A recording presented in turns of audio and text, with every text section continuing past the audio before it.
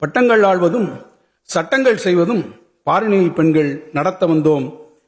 மகாகவி பாரதியின் பெருங்கனவை நனவாக்கி மகளிரின் வாழ்வை மேம்படுத்திட, அவர்தம் மாண்பை போற்றிட, அவர்களின் நலன் காத்திட, மகளிரை தொழில் முனைவோராக உயர்த்திட பல முன்னோடி திட்டங்களை இந்த அரசு செயல்படுத்தி வருகிறது. தமிழ்நாடு அரசின் முத்திரை திட்டங்களில் முதன்மையானது கலைஞர் மகளிர் உரிமை திட்டம்.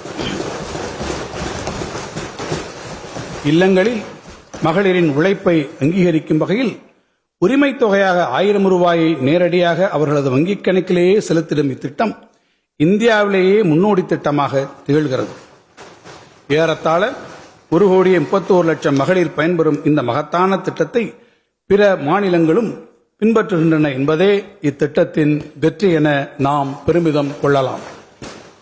நாடே போற்றும் இந்த மகத்தான திட்டத்தின் பலன்கள் எதிர்வரும் மாதங்களிலும் தடையின்றி 1,31,00,000 பயனாளிகளுக்கும் கிடைத்திடும் வகையில் அண்மையில் பிப்ரவரி, மார்ச் மற்றும் ஏப்ரல் மாதங்களுக்கான உரிமை தொகை 3000 ரூபாயும் கூடவே கோடைகால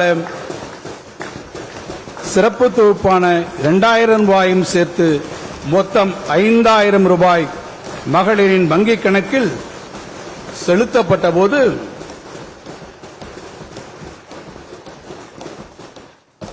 தமிழ்நாடே இன்ப அதிர்ச்சியில் உறைந்து போனது.